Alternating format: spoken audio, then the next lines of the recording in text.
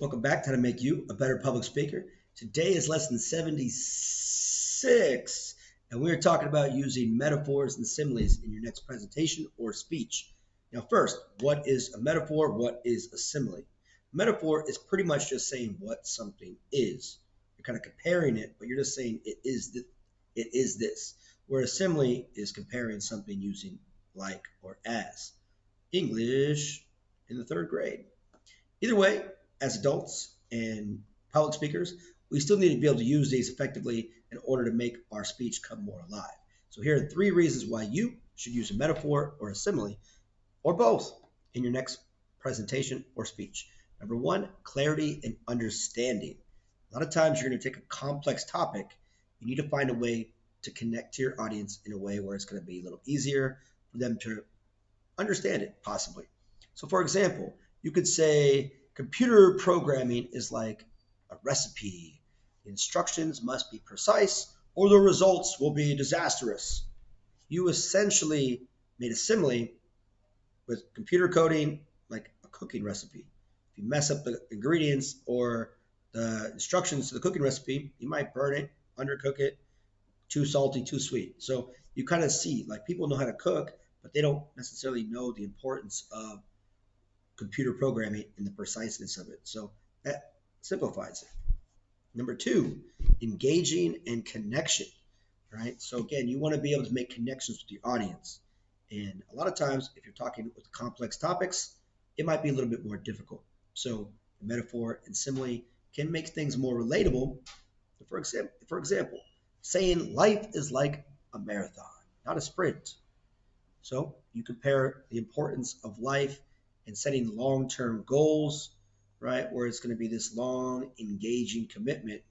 And again, I guess that's not too complex, but we're simplifying it for the sake of this video.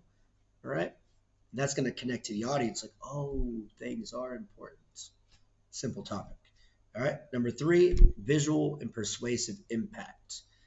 Again, when we're talking about using persuasive devices, you're trying to find a clever way of getting people to agree with you or to take action. And using similes and metaphors are just that.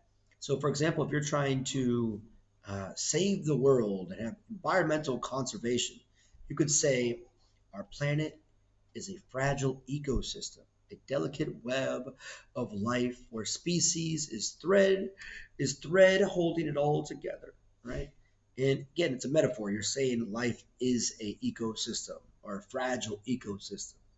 It's comparing, our planet is a fragile ecosystem, taking this giant globe that we live on and kind of simplifying it until this little thing that's not so little, but why we need to take care of it. And if we don't take care of it, it's going to blow up and become some giant gas ball somewhere. And we ruined it, right? So again, you're trying to find clever ways to make your points come alive, essentially, and be more memorable. So again, let's recap. Number one is clarity and understanding. Make it easy for someone to pay attention and understand and memorize your key points. Number two, making the connection to the audience. Right? At the end of the day, if you're trying to speak to someone, they had to like you.